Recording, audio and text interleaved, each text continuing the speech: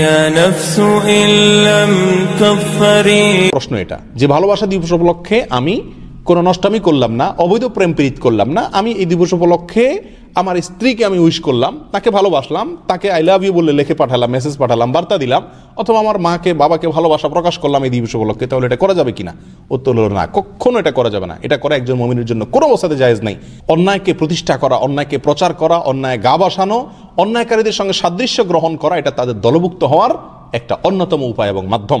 অতএব ভালোবাসা যদি আপনার বৈধ ভালোবাসা হয়, সেটা প্রকাশের জন্য এই 14ই ফেব্রুয়ারিকে ঠিক করা, ভালোবাসা দিবস নামের ভণ্ডামির দিবসকে ঠিক করা, নষ্টামির দিবসকে আপনার ভালোবাসা প্রকাশের জন্য ঠিক করা, এটা নবী আলাইহিস সালামের কি না? সুন্নাত না।